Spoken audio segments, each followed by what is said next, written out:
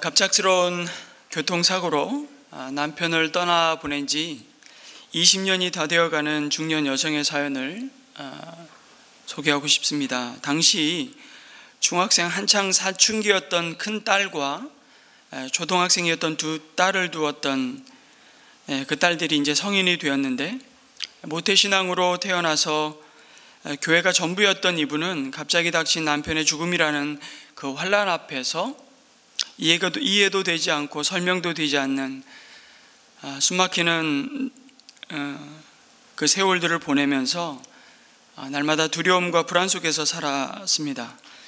공고한 마음에 매일 죽고 싶은 생각뿐이었다고 고백합니다. 그러다가 예수님을 다시 인격적으로 만났고, 다시금 교회 공동체에서 말씀으로 양육을 받으면서 조금씩 혼란스러운 생각이 정리가 되고, 자신의 죄를 깨달으면서 회개 가운데 하나님이 주시는 용서와 은혜와 평안을 되찾았습니다. 물론 당시 한창 사춘기였던 큰 딸과는 정말 매일 전쟁이었다고, 매일 부딪히는 그 씨름들 속에 오히려 작은 딸은 성실하고 너무너무 착해서 엄마에게 얼마나 힘이 되는 의지의 대상이었는지 몰랐다고, 그렇게 그 지나간 그 참 힘든 세월들을 회상하던 성도님이셨는데, 그런데 작은 딸이 대학에 입학한 지 얼마 안 되어서 대인관계의 이 감정 조절의 어려움을 호소하기 시작했습니다. 이 큰딸과의 다툼이 잦아져서 걱정하던 중에 본인 스스로 정신과에 가서 상담을 받고 싶다고 요청해 온 곳입니다. 청년부 소그룹 리더 언니도 그렇게 권면했다는 말에 병원에 함께 가서 검사와 상담을 받게 되었습니다. 의사 선생님의 진단과 상담을 하면서 뜻밖의 내용에 이 엄마는 충격을 받았습니다. 수년 전 큰딸과 말다툼을 하면서 자신도 모르게 내뱉었던 말 한마디가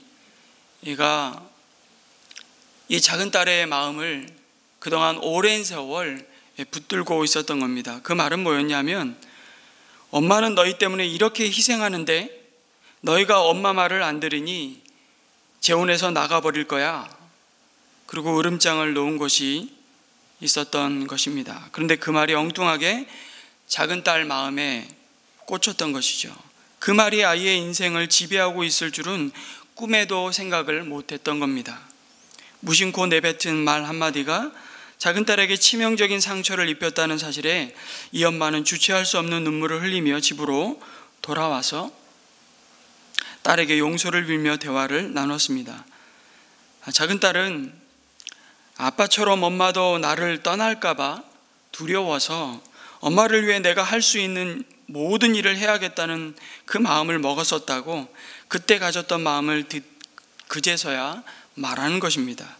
당시 딸은 하교 후에 집에 돌아와서 학원에 가기 전에 집안일을 다 해놓고 용돈도 너무너무 아껴 썼는데 그제서야 그 이유를 알게 되었던 겁니다. 작은 딸은 자신의 존재를 인정받기 위해 자신이 이렇게라도 몸부림치지 않으면 진짜 버림받을 수도 있다는 깊은 두려움과 그 상처로 스스로를 증명해 보이기 위해 어린 나이였음에도 언니를 대신해 자기 딴에는 정말 죽기 살기로 희생한 것이었던 겁니다. 자신의 있는 모습 그대로를 사랑하고 내가 어떻게 하느냐에 따라 내 존재가 인정을 받느냐 못 받느냐를 그렇게 결정한다고 생각하자 아마 인정받기 위해 자신을 끝까지 몰아붙였을 겁니다. 그러나 그것은 결코 오래 갈 수가 없었던 것이었죠. 여러분, 오늘 우리가 회복해야 할 하늘의 언어는 인정 언어입니다. 여러분, 인정의 말이 무엇입니까? 인정의 말. 무엇보다 하나님이 우리를 바라보시는 그 시선으로 나를 바라보고 상대를 바라보면서 하나님 안에서 우리가 얼마나 소중하고 존귀한 자인지를 알려주는 말입니다. 자격이 있어서 해주는 말이 아닙니다. 조건이 되니까, 사랑받을 만 하니까 사랑한다고, 소중하다고 말해주는 것이 아닙니다. 인정 언어야말로 그럼에도 불구하고 당신은 소중한 사람입니다.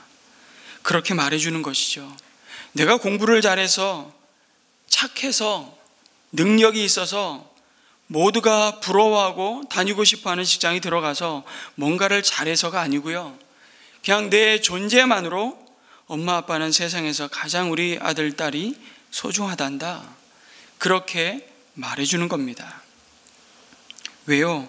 하나님이 자신의 가장 소중한 아들 예수 그리스도를 그를 위해 내어주셨기 때문이죠. 되갚을 수 없는 값으로 그 자녀를 자신의 소유 삼으셨기 때문입니다. 그 이유 하나면 여러분 충분합니다. 동의하십니까? 정말 동의하십니까? 그러면 우리의 언어는 달라져야 돼요.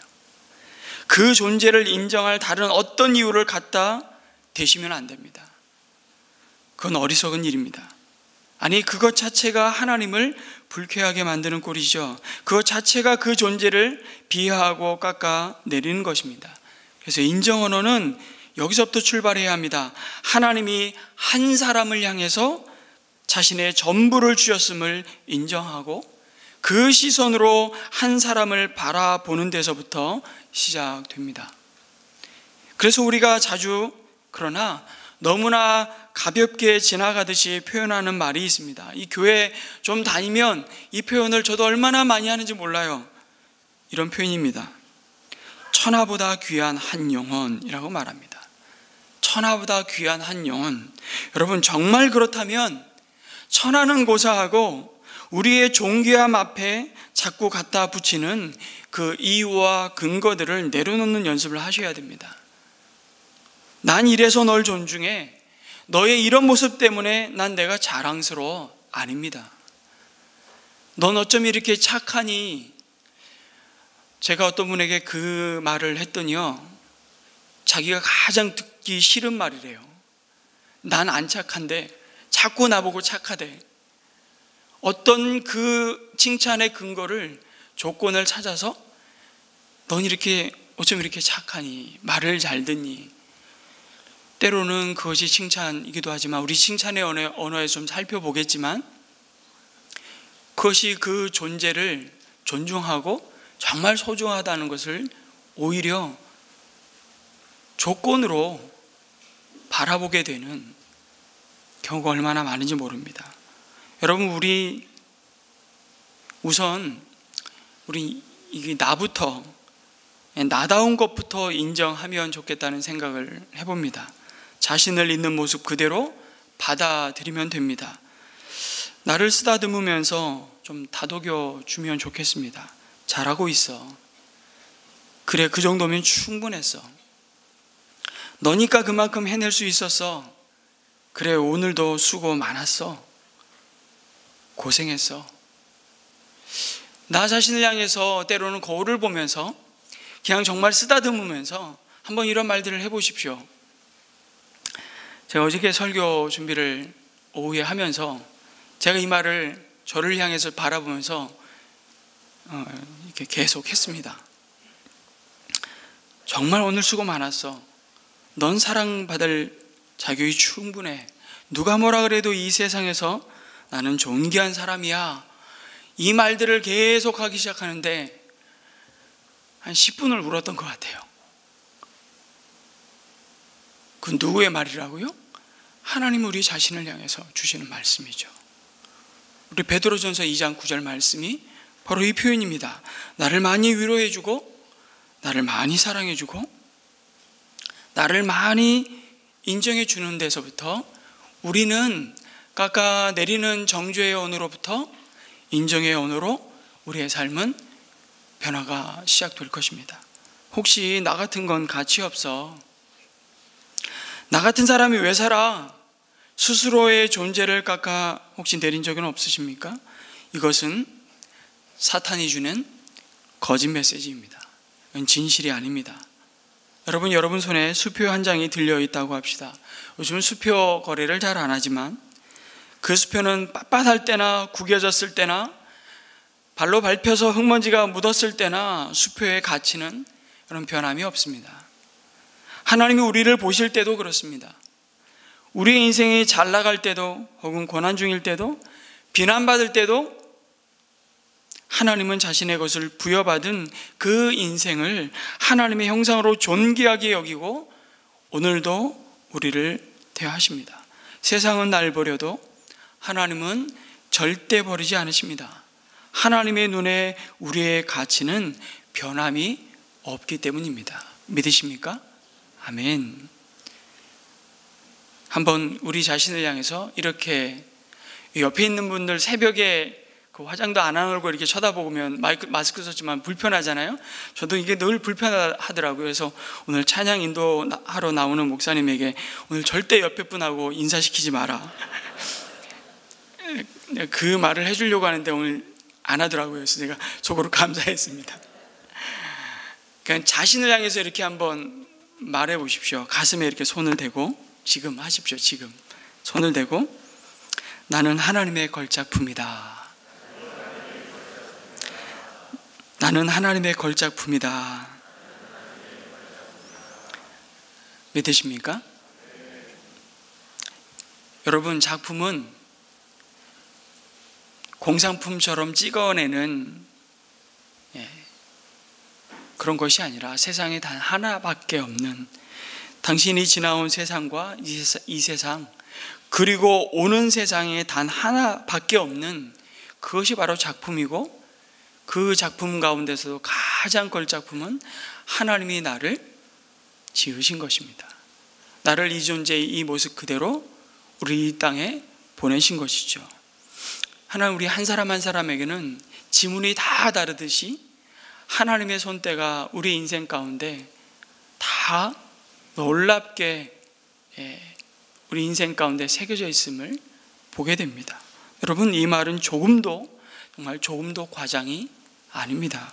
그래서 우리는 이 말을, 아이고 내 새끼 어쩜 이렇게 나를 닮았냐, 나를 닮은 모습 바라볼 때마다 너무 웃음이 나지 않습니까? 아이들을 바라볼 때마다 우리가 격려를 받지 않습니까? 근데 심지어는 제가 오늘 늘 제가 앉는 이 자리에 딱 앉았는데 누군가가 그 앞에 있는 테이블 위에다가 스마일 스티커, 노란 스마일 스티커를 이렇게 딱 붙여놨어요. 아침에 그걸 보는데 얼마나 기분이 좋은지 모릅니다. 작은 거 하나를 보면서도 그 뒤에 분 그 앞에 스티커 붙인 거 보이시죠? 스마일 스티커 보면서도 기분이 좋아지는 거예요. 날 닮은 그 자녀를 보면서도 너무 기분이 좋아지는 거죠. 그 자녀를 보면서 나에게 하듯이 너는 누가 뭐래도 하나님의 걸작품이야, 포이에마라 그러죠. 우리는 그의 만드신 바라. 그 단어가 포이에마라는 걸작품이라는 뜻입니다. 하나님이 우리를 만지셨고 만드셨고 만지고 계시며 여전히 우리를 붙들고 계시는 소중한 사람입니다. 그래서 인정하노란 상대방을 향해 당신은 소중한 사람입니다 라는 메시지를 담고 있는 말입니다. 여러분, 누가복음 19장에 나오는 유명한 사람을 다시 떠올려 봅니다. 누가복음 19장에 나오는 그 유명한 사람이 누구일까요? 그 이름은 삭개오. 그는 전승에 의하면 고아였고 소아마비를 앓았다고 합니다. 전승에 의하면, 천국 가서 물어보고 싶어요. 진짜 그랬냐고.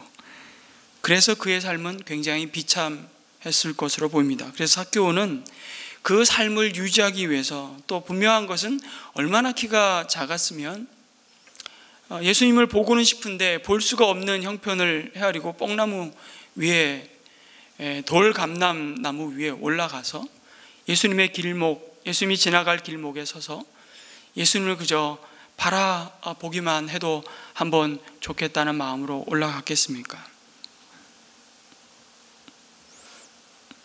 어떤 인생을 살아왔는지 모르겠지만 그가 선택한 인생은 온 유대 이스라엘 백성들로부터 손가락질 받아야만 먹고 살 수 있는 직업을 선택했습니다. 돈은 잘 벌 수 있는 세리라는 직업이었을지 모르지만 여러분 잘 아시듯이 가장 무시받고 동족들로부터 가장 혐오의 대상인 직업, 바로 세리였죠. 동족들을 쥐어짜고 강탈해서 부자는 되었습니다. 삭개오에게 남은 이 자존심이란 돈밖에 없었던 사람이었습니다. 그럼 당시 유대인들 그런 세리를 누구와 같이 취급했다고요? 창녀와 같이 취급했습니다. 그런데 그가 주님을 만났습니다. 삭개오는 주님으로부터 딱 한마디 말을 들었습니다. 그리고 그 이후에 그의 집에 들어가서 어떤 대화를 나누는지, 식사는 어떻게 했는지 아무런 성경은 소개하고 있지 않습니다. 성경의 관심은 거기에 있지 않기 때문이죠. 그냥 딱 한마디, 오늘 내가 너희 집에 유하여야 하겠다. 그래서 삭개오가 주님께 갑자기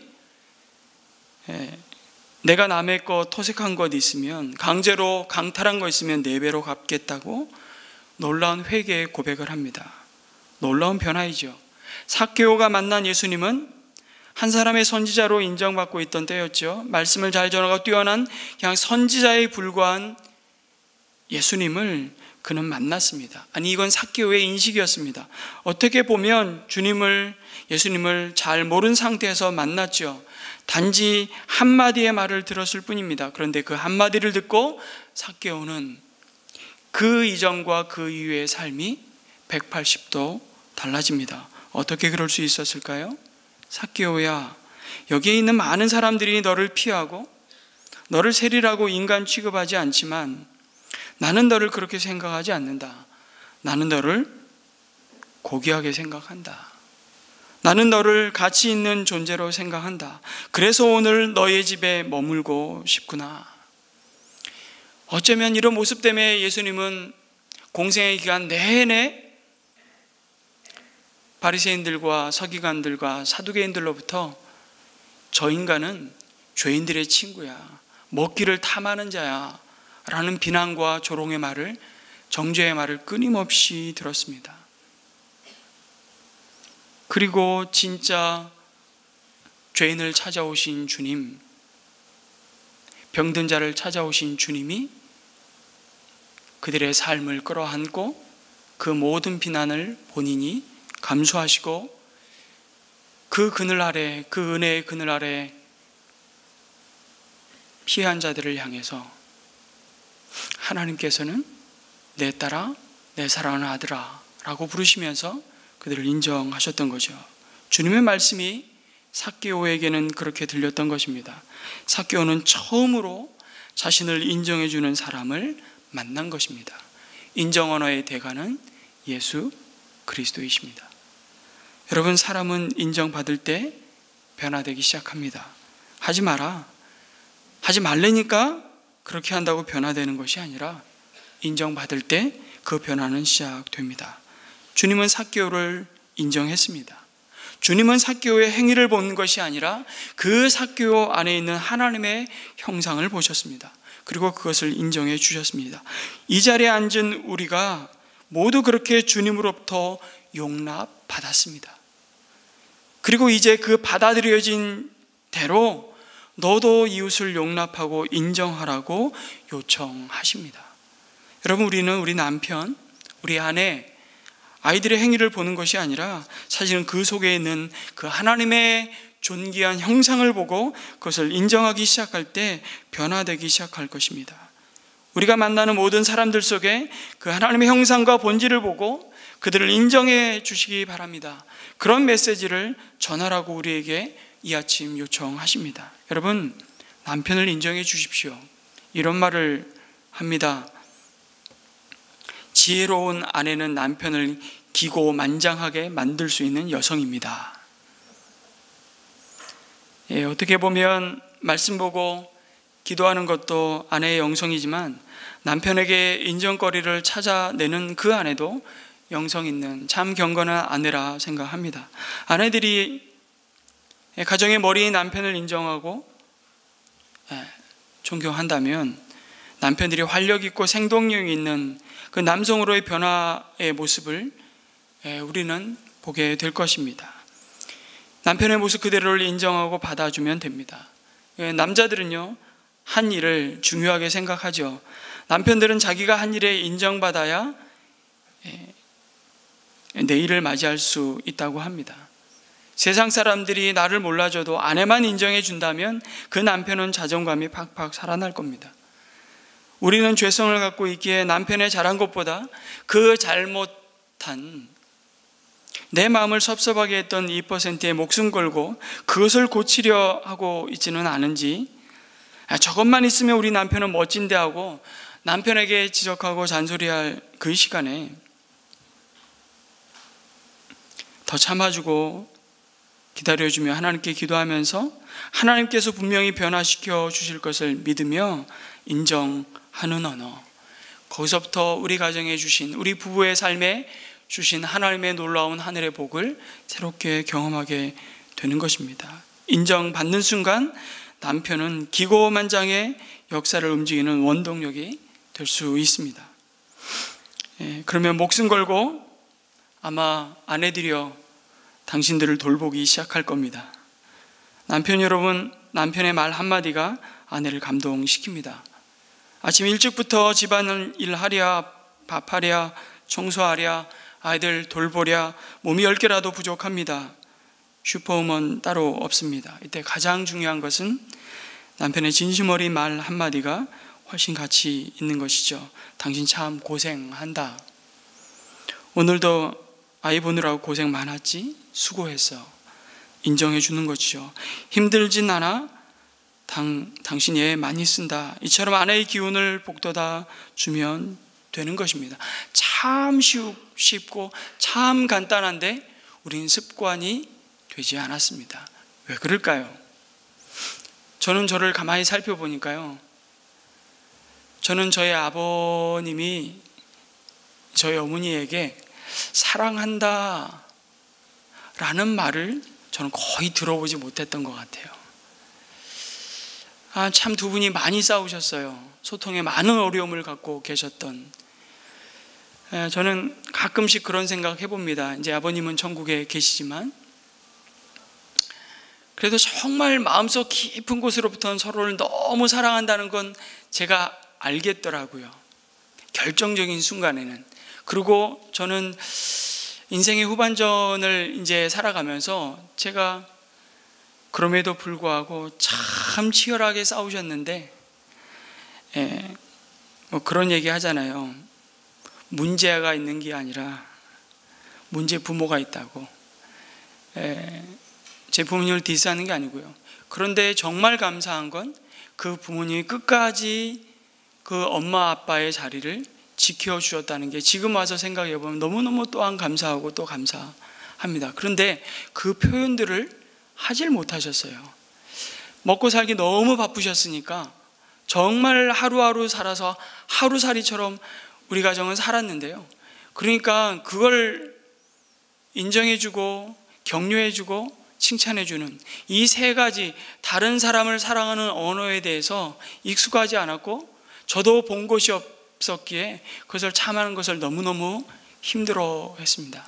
그리스도 안에서 제 인생이 조금씩 변화되고 있는 것을 경험합니다. 아주 단순하고 아주 쉽고 간단한 건데 이것이 우리에게 인격으로 습관이 되지 않은 우리의 연약함이 우리의 관계들을 이어주고 세우는 것이 아니라 때로는 무너뜨리고 파괴하는 언어들로, 그거는 연습하지 않아도 나오거든요. 우리 안에 여전히 죄성이 남아있기 때문에. 그래서 우린 수고함으로 이 말들을 회복해야 되는데 해야 되는 거죠. 아내의 마음을 알아주면 그래서 아내는 너무 행복해합니다. 남편분들 아내에게 사랑한다, 고맙다 말하는 건 매우 중요합니다. 가정 세미나에 참여했던 한 분이 좋은 남편이 되겠다고 다짐하고는 집에 가서 아내에게 말했습니다. 여보, 사랑해. 아버지 학교 하면 그거 하거든요. 근데 이제 아버지 학교는 자녀들과의 관계이지만 또 아내와의 관계 속에서 우리가 잃어버렸던 언어들을 연습합니다. 그동안 고마웠어. 내가 더 잘할게. 이쯤 되면 여보 나도 잘할게 할 줄 알고 기다리고 있었는데 아내가 하는 말, 진짜 나 사랑한다고? 그럼 베란다 치워주세요. 빨래 널어주세요. 그 사랑의 언어가 다른 거죠. 그때부터 이제 사랑의 언어를 또 찾아야 돼요. 내 사랑의 언어와 상대방의 사랑의 언어가 달라요. 나는 칭찬해주고 격려해주는 게 사랑의 언어라면 상대방은 일을 도와주는 게 사랑의 언어예요. 그게 내가 사랑받고 있다는 감정을 불러일으키는 사랑의 언어인 거죠. 아이들 방 치워주세요. 아내들은 남편이 아내의 할 일을 도와줄 때 나를 사랑한다는 안정감을 느끼는 것이죠. 어린 자녀들을 인정할 때 포옹 많이 해주시고 꼭 잊지 마십시오. 넌 최고야. 넌 하나님의 걸작품이야. 눈을 보면서 이야기해 주십시오. 학교 등교시킬 때 한 번 안아주시고 눈을 마주치고 넌 하나님의 걸작품이야. 땀만 먹다가도 그 귀에 들렸던 그 말이 그의 인생을 인도해 갈 것입니다. 그래서 놀라운 것이에요. 이런 들어온 말들로 아이의 생각이 말로 나타납니다.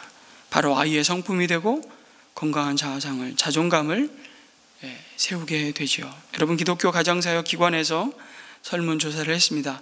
가장 힘이 되는 말이 무엇이냐고 물었더니 자녀들은 네가 이 세상에서 가장 소중한 존재다라는 말이었답니다. 부모님들이 자녀로부터 가장 힘이 되는 말은 나는 엄마를 존중해, 존경해, 나는 부모님을 존경해 라는 말입니다. 남편이 가장 힘이 되는 말은 당신 같은 사람 없더라, 당신이 최고더라. 남자들이 가장 힘이 되는 말이랍니다. 이미 우리에게 다 가르쳐 주신 말씀이죠. 아내들이 가장 힘이 되는 말은 내가 다시 태어나도 당신과 결혼할 거야. 물론 가장 힘이 되면서도 듣기 싫은 말이기도 하죠. 이 조사 결과를 가만히 보면 모두가 한결같이 인정 언어라는 것을 알 수 있습니다. 인정 언어라는 것은 결국 가장 힘이 되는 말인 것을 우리가 보게 됩니다. 사랑하는 성도 여러분, 올 한 해 가장 힘이 되는 그 하늘의 언어로, 인정 언어로 하나님께서 선물로 주신 우리의 모든 관계가 치유되고 하늘의 복을 풍성히 누리고 나누는 새해가 되시기를 주님의 이름으로 축원합니다. 아멘.